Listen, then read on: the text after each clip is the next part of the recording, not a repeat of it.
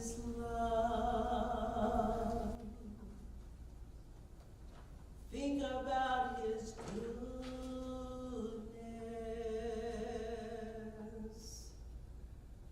Think about his grace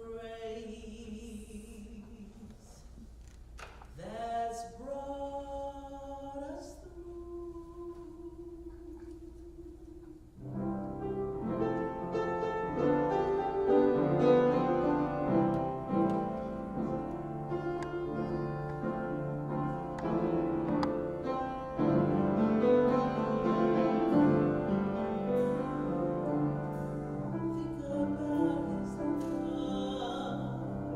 Think about his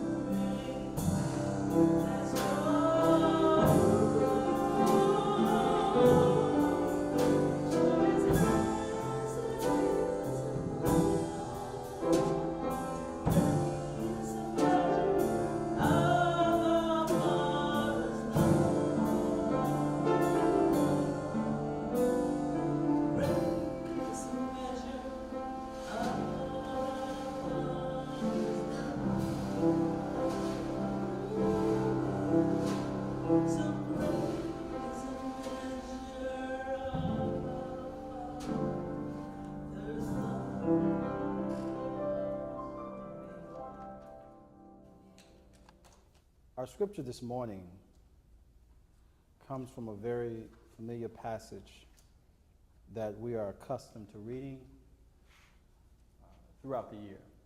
Some of us have known about this story since our first days in Sunday school.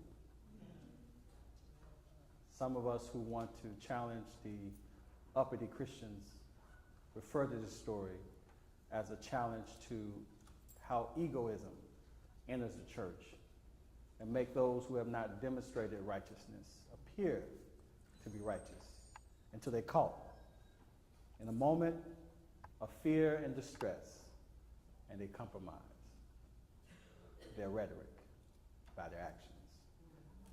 So this passage is a very familiar passage because it's found in all of the Gospels. They were written for various types of communities throughout the Christian world at the time. So every community, no matter who the gospel writer was, they received their version of the story.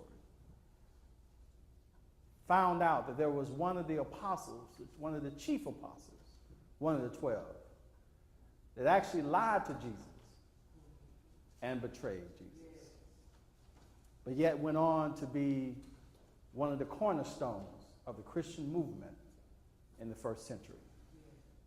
So this story is a story that's familiar to all of those who were followers of Jesus in the first century, and all of those who have continued to follow Jesus centuries after.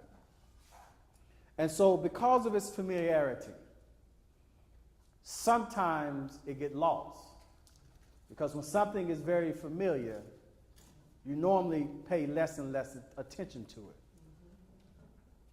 But those things which are strange and unfamiliar is where we normally focus our most attention, because we're still trying to learn from those things.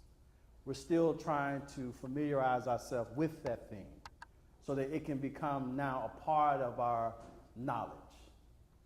And because of that, I wanted to go back to this text, which is very familiar, to bring out or to tease out some of the things that are unfamiliar in the context of how Peter recovered from this colossal mistake. And so the gospel turns our attention in this reading to John the 13th chapter, where Peter is in the presence of Jesus, and they're about to have their community meal. Prior to this moment, Peter and the disciples witnessed Jesus unrobing himself, kneeling down with water beside him at their feet, and washing their feet. And in this moment, Peter realizes that the master, teacher, the Messiah of promise, the one who is God incarnate, is now kneeling before them at their dirty feet, and now about to use his own hands to wash and cleanse their feet. And Peter says, I will have no part in this. Someone so high, someone so masterful, someone so full of power and God's glory, kneeling down to the level of my dirty feet and washing them. Now, I don't know about you all, but sometimes I struggle washing my own feet. Depending on what I walk through throughout the day. Are y'all with me? And so Peter, knowing the environmental factors of where their feet have been all day, sees Jesus placing himself in the position not just of a servant, but a type of servant who has a particular job that is only for people who can get to the lowest places. Are y'all with me? So Peter says, I want no part in this, Jesus. But watch what Jesus says to Peter. Peter, if you don't allow me to wash your feet, then you will not have any part in what I am doing for the kingdom. So Peter changes his mind quickly and says, God, don't just wash my feet. Wash me all over. because I want so much to be a part of your kingdom. I want to be in the number that I would do whatever it takes. Saturate me with your water and your washing. Completely cover my body. And Jesus says, no. That's not necessary, Peter. You're a little too ambitious. It's not necessary. But Peter then, after Jesus washes their feet, kind of retreats to the background in the story. And Jesus now, in this next part of the chapter, begins to describe to them what's about to happen. He's about to be arrested, tortured, and crucified. And so Peter at this time now is about to respond to Christ in a way that also demonstrates his continual problem and what's standing in his way of being a true follower of Jesus. So Peter, Jesus says, as you have read, to those who are in the room, he says, dear children, I will be with you only a little longer, verse 33. And as I told the Jewish leaders, you will search for me, but you can't come where I am going. So now I am giving you a new commandment. Love each other. Just as I have loved you, you should love each other. Your love for one another will prove to the world that you are my disciples. Now I want you to stick a pin in that particular verse because I'm going to come back to it later. But this message that Jesus is giving to everyone in the room, this message of love, is the very thing that is undermining Peter's ability to follow Christ. I'll get to that in a minute, but I want you to stick a pin there. So Simon Peter asked Jesus, Lord, where are you going? And Jesus replies, you can't go with me now, but you will follow me later. Why? But why can I come now, Lord? He asked. I'm ready to die for you. In other words, I'm your ride or die. Whenever you go through anything, Jesus, I'm your right-hand man. You can't walk this earth with me and your life be threatened by anybody, and I won't stand with you and die with you, right? It's Peter saying this. Jesus answered, die for me? Question mark. I tell you the truth, Peter. Before the rooster crows tomorrow morning, you will deny 3 times that you even know me. So what was Jesus' insight into Peter's life about Peter's inability to live up to the very things that he said he was willing to do? And you all know the story. When Jesus was being tortured and carried off, Peter is walking with disciples and finds himself in spaces now where people in the crowd who are following Jesus, and remember, if Jesus had hundreds of followers, the Romans are looking for his followers too. Now, you can't lead a revolution. And they captured the revolutionary. And those who were the rebels that worked with him and fought with him, not to be searched for and found out or discovered to be part of the crowd, right? Part of the movement. So there are people looking for the disciples too, because they know if they get Jesus, they got to get the followers, because someone else can rise up and take over Jesus' movement, right? So they're looking.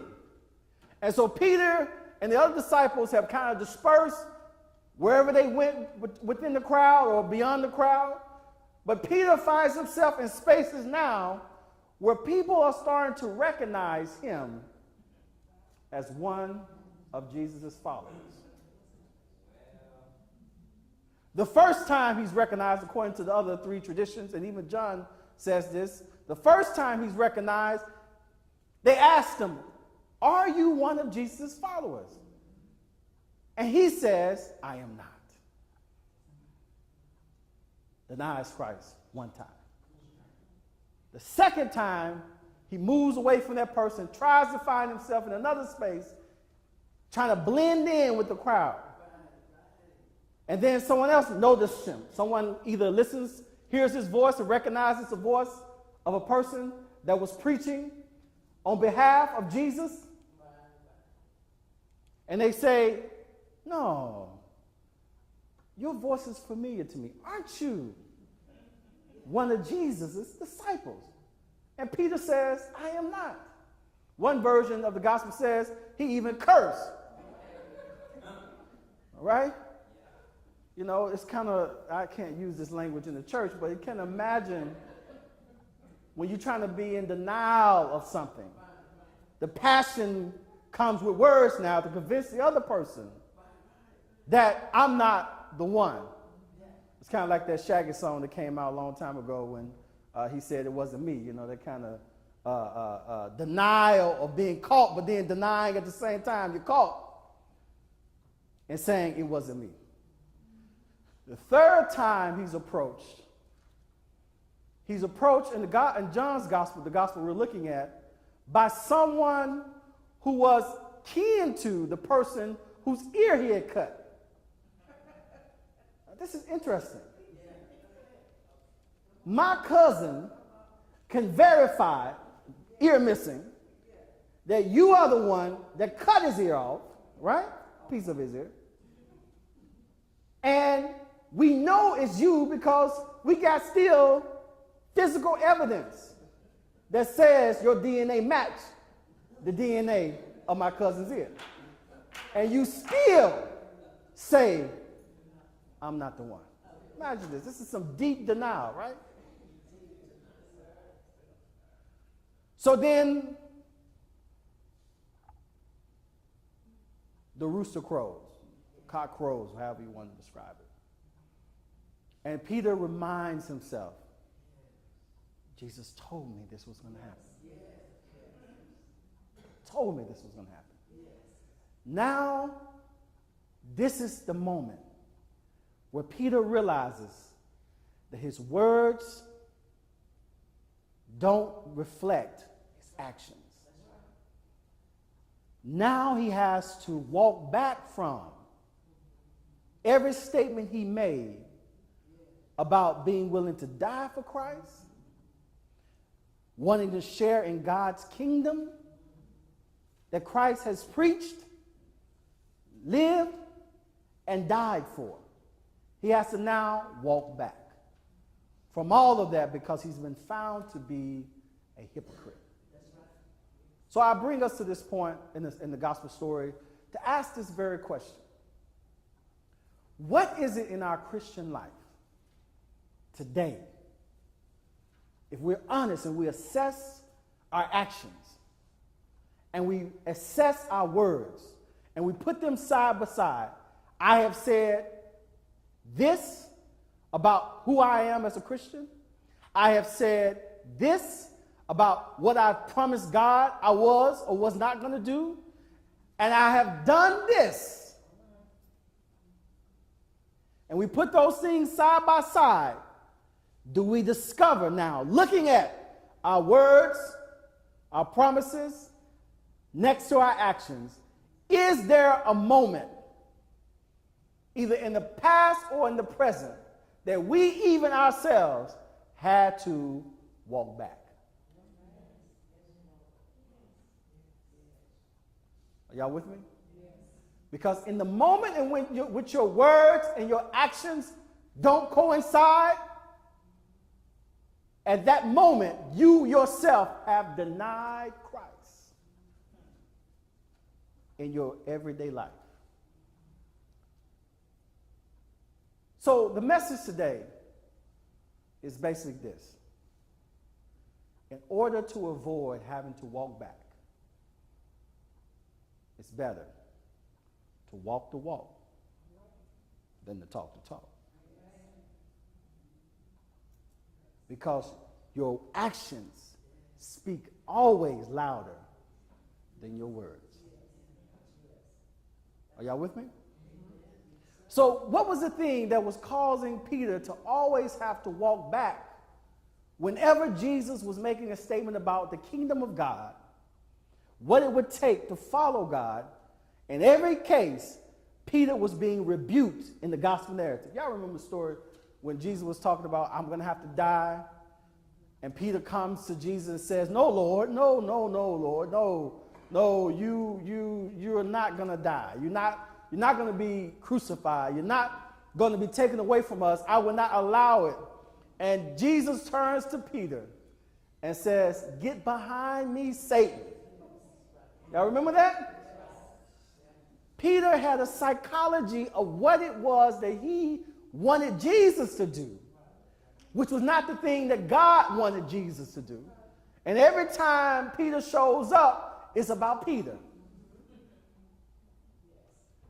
So Jesus, and after discovering that Peter had denied him, the rooster crows, and a lot of the movies that have come out about Christ, in the movies we've seen, The Passion otherwise, it's almost like Jesus looks up when the rooster crows, right?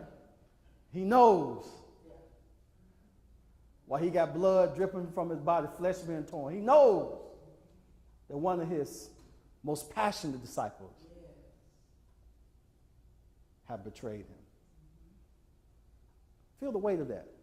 I'm going through all this suffering for the world, for my disciples. And now in the midst of this, it's been confirmed to me that one of the ones closest to me has betrayed me. Anybody been there? It's one thing to suffer for folk, but when you're suffering for the people that have been closest to you as well, and they are the ones that stick the knife in your back, that's something to that, right? One preacher says it's like someone embracing you and at the same time stabbing you in your back. Denial.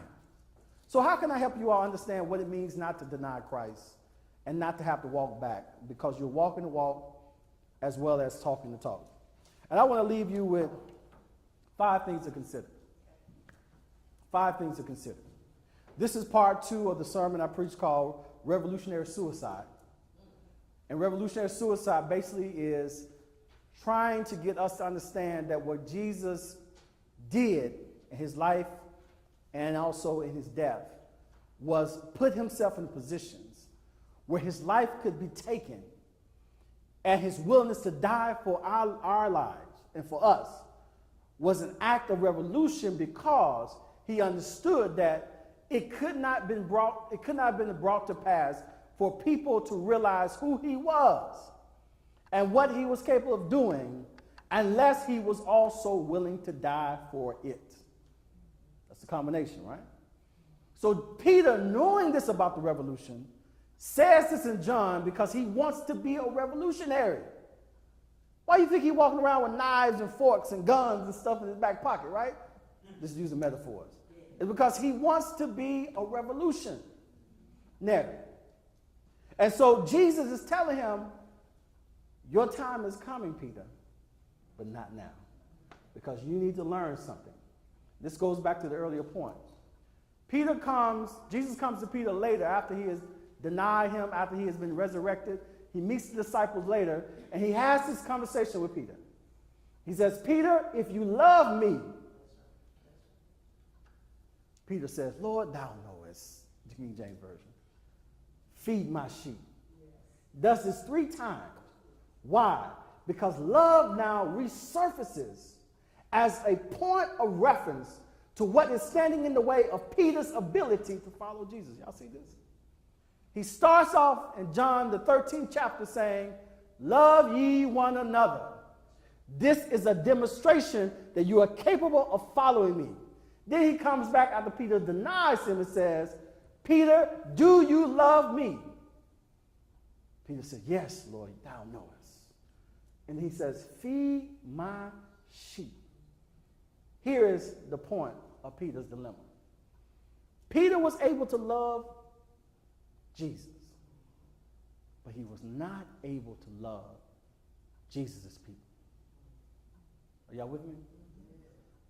The reason we walk back a lot is because we'll say to God, God, I give you my all. God, I'll do anything for you. God, if you get me out of this fix, I'll devote my life to you. I'll go to church every Sunday. I'll go to Bible study. I'll volunteer in the kitchen. I'll volunteer in the mission trips. I'll help teach Sunday school. God, if you get me out of this. But we never consider that God is calling us to God's self so that God can send us out to the world to be God's representative. Are y'all with me? So Peter has a love problem. And I'm convinced that the church also has a love problem. It's convenient to love those who love you. But it's not convenient to love those who don't love you. And love those in whom you think are inferior to you. All right? So 5 points I want to make on this. One is, Jesus lays out before his disciples and us the first thing we have to realize about this revolutionary journey called discipleship is that God established a covenant with us that dates back to Abraham that said that all of his descendants will become followers of him and have faith in one God. That covenant had been compromised because after Abraham, there had been his descendants who have come together and have decided that they didn't want to follow God anymore. And they allowed for the world to be torn apart because of sin. And that covenant that was broken, Jesus came to restore. The first thing, Jesus didn't come just for you and me. He came for the whole world. This is where you get John 3:16. God so loved the whole world that he gave his only begotten Son, so whoever believes in him shall not perish but have what? Everlasting life. The whole world. That means he came for Europe, he came for Antarctica, he came for Africa, he came for South America, he came for North America, he came for all of the continents on earth to receive this covenant.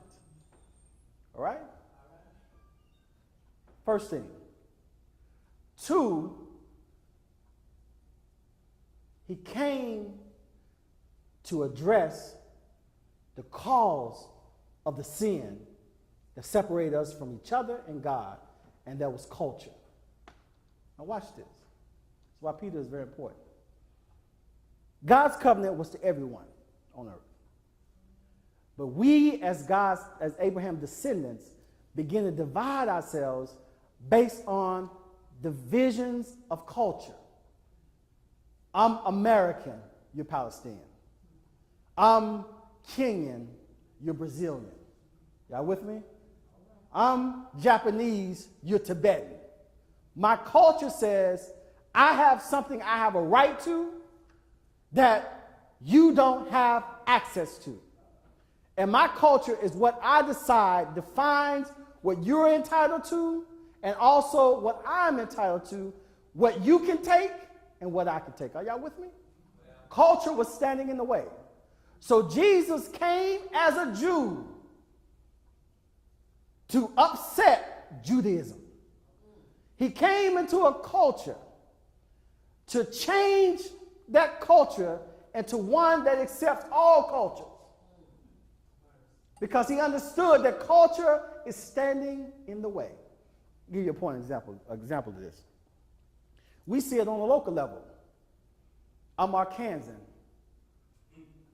I don't know what they call it. What do they call people in Michigan? Michigan? What is it, Michigander? Michigander, right? I'm Arkansan. You're Michigander, whatever Josh says it is. The point I'm making about culture is very specific in all contexts because look at this. Flint has had a water crisis. How long? Does Arkansas have a water crisis? So why does Arkansas, who doesn't have the water crisis, why have we not taken at least 1 million of us up to Flint, where there is a water crisis, and advocated for their water to be fresh again, to be drinkable again? Culture, right? As long as my culture is not threatened, then every other culture can be threatened. because those cultures don't matter to me. We see it in the family. One family, wealthy, prosperous, got access to everything, health care, food, travel, right? Good job, good retirement. Family, 2 neighborhoods over, no food, no health care, no job, no retirement. Why does that family not care about the other family? Culture. Culture has told us, as long as me and mine are okay, then you and yours cannot be okay. Are you with me? Jesus understood covenant broken. Culture has divided us. So he comes with this new vision of love that allows for us to now break through the divisions of culture and now find a new way of building community together that now forces us to now have to deal with injustice. Are y'all with me? And so this third point I'm making, to overcome cultural divisions, you have to now consecrate yourself. This is not just pouring oil on your body like people trying to be washed all over. This is not that type of consecration. It's not the consecration of a priest or a minister saying to you, now you are separated from the world and now you're set apart to do God's mission. This is a consecration that is directly connected to culture. And that is to say that this consecration says that those who are in Michigan are equally deserving of everything that those in Arkansas has. This is a consecration. That what you have called undeserving, I am calling deserving. That's consecration. What you have called Peter unholy, I am calling holy. So Peter has to go through this process of consecration when he now leaves Jesus and says, God, I love you and I love your sheep. And now I'm going to go feed them. Finds himself now in the book of Acts filled with the Holy Spirit, right? Then Peter, not yet being consecrated, has a vision. God takes him to a rooftop, shows him animal parts that under Jewish law were forbidden to eat. And Jesus asks Peter, Peter, eat. Peter says, Lord, you know I can't eat that. That's not consecrated. That's not holy. And Jesus says to Peter, who are you to call what I have made clean unclean? Peter, you don't understand. I have come to consecrate the cultures in whom you have thought, because of your Jewish understanding, were undeserving of this gospel message. Y'all with me? So the reason we don't help those who have less than us, the reason that we don't demand that those who have more than us to share with those who have less, is because we think they are more deserving than we are. We have not made things consecrated. And consecration forces you to deal with what you have called to be undeserving as deserving. Covenant, culture, consecration, and the fourth thing is compassion. Now here's where love comes in. Love has been overrated in the context of our secular culture. Everybody uses the term love as if it's something that is accessible to everybody. According to Jesus, and according to early Christians, you cannot have love unless you have restored your covenant with God, dealt with how you have been conditioned by your culture to separate people, to divide people into categories of deserving and undeserving, until you have consecrated what God has said is clean now or deserving now to be recipients of what God has given you, right? Then, and only then, can you understand what God's love is. is a love that binds us together under an understanding of equality and equity that does not allow for us to continue to say what goes on in Flint doesn't matter in comparison to what goes on in Arkansas. What goes on in America doesn't matter in comparison to what goes on in Africa. You understand? God's love makes all issues, all injustices, all lives equally deserving of God's love. Compassion does that. Why? Because the same process you had to go through to understand your own conditioning by your culture that allows for you to separate yourself means that you have to also give up something in order to do that. Are y'all with me? People who have compassion have first understood suffering, not just collective suffering, but individual suffering. So that when I see somebody who is sharing in the same pain that I had to go through to break free from our culture, to break free from my understanding of consecration, to develop a new understanding of culture, a new understanding of what it means to be consecrated, I have compassion for you because I have been where you are. This is it. So Jesus' compassion is born out of his own suffering. That's why in Hebrews it says, he is not someone who does not have knowledge of our sins or our suffering, because he himself hath also suffered with us. That is the root of love. And so if someone says, I love you, but they can't identify with your suffering, then how do they know what love is? James says this, he says, how can us, he's talking to Christians. This is James, the brother of Jesus, who has walked with Jesus, was raised in Jesus' household. He's saying to those who are followers of Jesus, how can you say you love Jesus and you do not love your brother or sister who is suffering? See this? This is that Peter syndrome. As long as I got Jesus, as long as I got my faith, as long as I got my reward to go to heaven, as long as I got my house and my cars, my retirement, my health care, as long as my water is clean, as long as my house is safe to live in, as long as my car is running, I don't care about anybody else. It's just me and God. But James, Peter, and Jesus are saying, if you love me, then you have to love everybody else equally. Are y'all with me?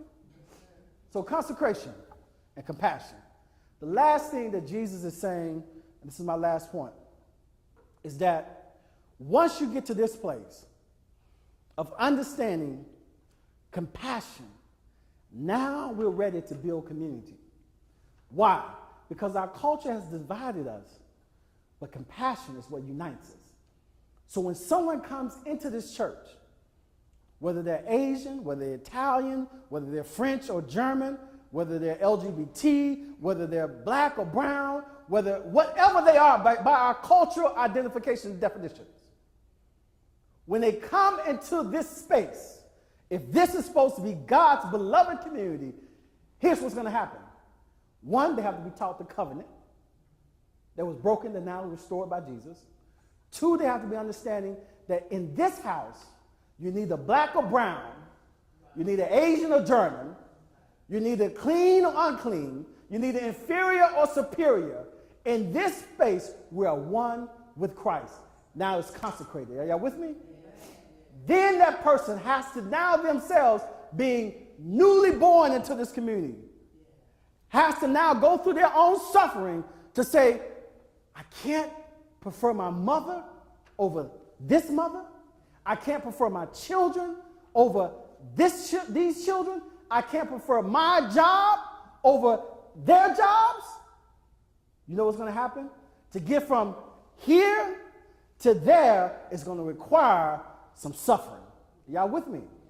And this is where the church misses out, because the church does not want to suffer. But suffering is a part of your Christian journey.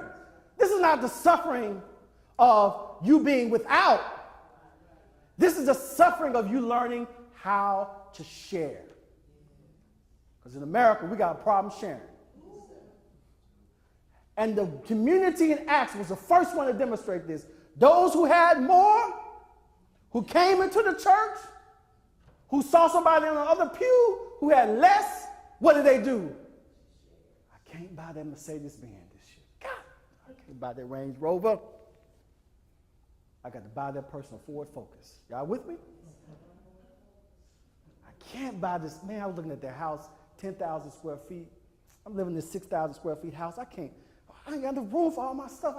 I need 4,000 more square feet. And the person over there homeless, I'm going to buy them a 1,200 square feet home. You see what's happening? I'm suffering from a psychological problem that was created by my culture that said that I was more deserving of this, and they are not deserving of any of this. Are y'all with me? This is why the church is broken as far as this message to the world, is because we don't want to build church like that. We want the rich people to have a rich church. We want the poor people to have a poor church, but that's not the church. We want a all-white church or an all-black church. We want a German church or Italian church or an African church or a Korean church, but that's not the church. The church is when everybody comes together of various ethnicities and racial identification, of various economic statuses and understanding about who has and who has not, of various sexual understandings of identification. When all of y'all get into the room, then you'll see the church. Because until everybody gets into the room, you're not going to understand what compassion is. Are y'all with me? I'm just preaching the gospel now. I'm in the gospel now. So when you talk about evangelism, you're not going after those who look like you. You're going after those who are not like you. Why? Because that's where you learn compassion. Because when I have to share in your reality, your personal experience, your understanding of wealth, your understanding of what you're entitled to, and now I have to now learn how to back down from my ego and say now that you are equally deserving of what I have, then I'm understanding now what Christ had to go through. Because it's hard being God and then have to be human. Jesus says, I have to restrain my capacity to deliver you, because if I deliver you from my own power and my own will, and you don't have an understanding of your own power and your own will to deliver yourself, then I have enabled you to stay where you are. But that's not my goal. My goal is for you to grow through your suffering so you can understand who you are and whose you are. Are y'all with me? So community is the end goal. The end goal is not your individual salvation. The end goal is for the community to be saved. So all of us have an equal responsibility in sharing the gospel to everyone in our community, because until everyone is in these spaces, regardless of their culture, then we cannot be the church together. Are y'all with me? So we're on the path. We've got to walk back now. It's okay. We got to walk back. Peter had to walk back. We may have to walk back. It's okay. We got to walk back and say, are the things that we promised the world that we were as a church, are we demonstrating that in our everyday life? And if not, let's walk back. And before we speak of being the church, let's make sure in our own actions, as individuals and together, we are the church. And then we're ready to open up this space for everybody else to be a part of this community. God bless you.